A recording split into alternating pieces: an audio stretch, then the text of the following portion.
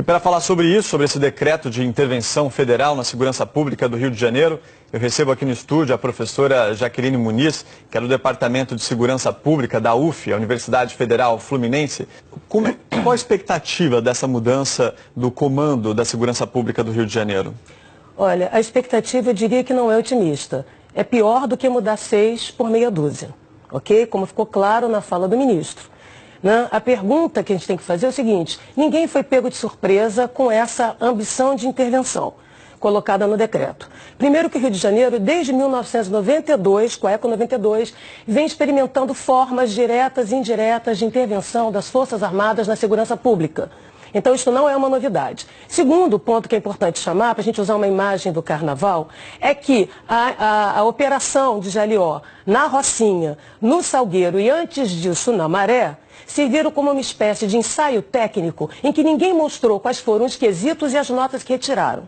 Até agora, apesar de ter gasto quase 300 milhões na Maré por mais um ano, aqueceu a panela de pressão sem produzir resultados substantivos, ninguém apresentou os relatórios de eficácia, eficiência e efetividade do emprego das Forças Armadas em suporte à ação policial no Rio de Janeiro. O que nós tivemos e que temos assistido no Rio, na verdade, para ser muito clara, é a substituição do arroz com feijão da segurança pública, que é o que funciona, correto? Não é invenção da roda, o dia a dia dos policiamentos por operações policiais, pelo sobe e desce morro, pela teatralidade operacional, que tem rendimento político, rendimento eleitoral, rendimento midiático, mas pouco efeito no cotidiano. Se é de fato para combater o crime organizado, não será esse efeito espanta-barata que tem se produzido com sobe e desce morro, com a chamada síndrome do cabrito, agora articulada, envolvendo as Forças Armadas, que, aliás, têm plena consciência de sua incapacidade de agir como polícia, de tal maneira que demandaram um salvo-conduto, uma proteção através de um decreto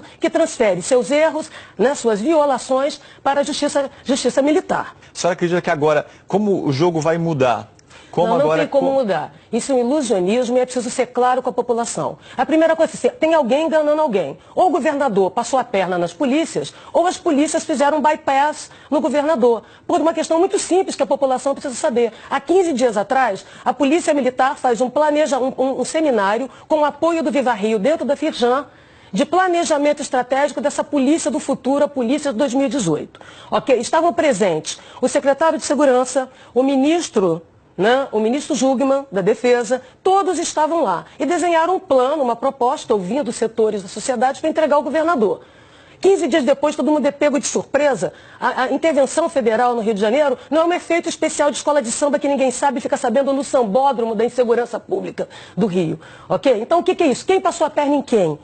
De um lado é o governador que entregou o Rio de Janeiro de porteira fechada, porque quem abre mão da segurança abre mão da governabilidade, da capacidade de governo. Não é falando alto, gritando forte, que vai fazer as polícias funcionarem. Se tinha ingovernabilidade na segurança, não é o Exército falando alto de bigode que vai conseguir produzir, porque afinal, nem as forças, as espadas no Brasil, das Forças Armadas, mas da Polícia Federal, a guarda da esquina, não tem dispositivos de controle interno, de controle externo e de governabilidade. Fazê-las funcionar é um gesto de boa vontade e de camaradagem entre pares.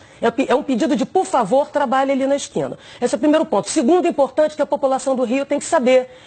O Ministério Público tem um termo de ajustamento de conduta que já está há 2 anos cobrando do governo do Estado um plano de segurança, um conjunto de ações estruturais e sistêmicas para reduzir a matança de policiais, a matança de civis, mudanças na estrutura da segurança pública do Rio de Janeiro, a qual os prazos estão vencendo e o governador e ninguém apresentou. Por sua vez, a Defensoria Pública do Rio de Janeiro tem uma ação civil de redução de perdas e danos exatamente para evitar também a matança com propostas substantivas de mudança continuada, para que a gente não caia nessa fórmula fácil de achar que a espada sozinha resolve, porque ela vai cortar para todos os lados, inclusive a cabeça dos governantes e daqueles que hoje sentam na cadeira. Vocês não acham estranho, que exatamente no momento em que o Ministério Público, já há mais de um ano, desenhou um termo de ajustamento de conduta que envolve um conjunto de ações estruturais de mudança dentro das polícias, para fora. A mesma coisa a Defensoria Pública. O governo do Estado tinha que entregar a partir das audiências públicas, está devendo, aliás, já passou do prazo. Né? Que tenha sido feita uma reunião com ONG, com PM, com empresariado, né? Para desenhar esse plano de ações, que, aliás, é simplório, é medíocre, é mais do mesmo, e que, de repente, todo mundo é pego de surpresa. Dá a impressão de que o comando militar chegou no Rio de Janeiro para passar o carnaval, gostou da cidade e resolveu governar. Não é assim.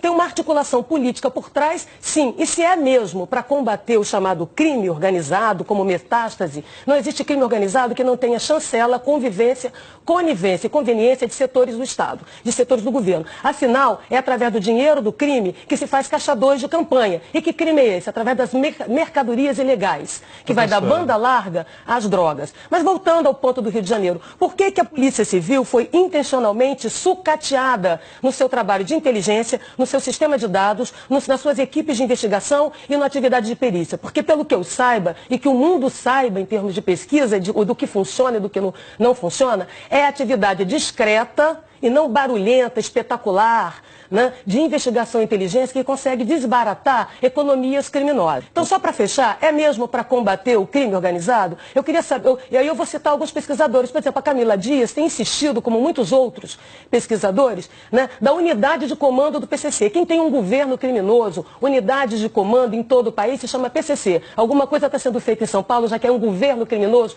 com unidade de comando? Porque no Rio de Janeiro são franquias ocupacionais, mais fáceis de combater, uma vez que elas não têm unidade e disputam territórios. Será que é isso ou não? Ou será que é um outro tipo de arranjo político que salva o governador de alguma coisa que a gente não sabe o que é e ele entrega os seus votos, entrega o governo, né, para as pessoas brincarem de governo militar? Primeiro, eles dizem que tem integração, quando a gente sabe que na prática não há. A primeira coisa é que não temos mecanismos de governabilidade das polícias no Brasil, não é apenas no Rio de Janeiro. 2, os dados aqui são tratados como questões pessoais, intransferíveis e ambulantes. Ou seja, não se produz inteligência, e sim disse-me-disse fofoca de um contra o outro, ok? E mais grave que isso, tem agora uma intervenção, então do limão à limonada. Tem um governo militar, porque o governo militar de ocupação com retórica da paz foi o PP que foi sabotado por dentro. Agora sobra, de novo, a lógica da teatralidade do confronto. Fechando, então, se tem uma intervenção, porque o Rio de Janeiro está ingovernável, se é essa retórica que se quer fazer acreditar, é fundamental que se tenha uma auditoria imediata na Polícia Militar para saber em que estado ela está e foi precarizada, em que estado o interventor vai entregar, o mesmo na Polícia Civil, o mesmo no Corpo de Bombeiros, o mesmo no sistema prisional. Mas é necessário, né, observação externa e internacional. Isso não é brincadeira. Aqui ninguém presta contas. Cadê os relatórios, né, da Operação do Salgueiro, da operação na Rocinha? Cadê a prestação de contas? O sucesso aqui tem a ver com a manipulação de dados. Como é que você diz que está seguro quando você esconde a informação e produz autocensura? Isto não é produzir segurança pública. Agora, o que eu quero fechar é dizendo que muita gente vai ganhar com isso. O crime organizado agradece, o PCC agradece, os falsos profetas da segurança pública agradecem e os mercadores da proteção. Estamos diante de uma temporada de abertura das chantagens corporativas e das negociatas da segurança. Que Deus nos proteja, porque ele está ainda no Rio de Janeiro.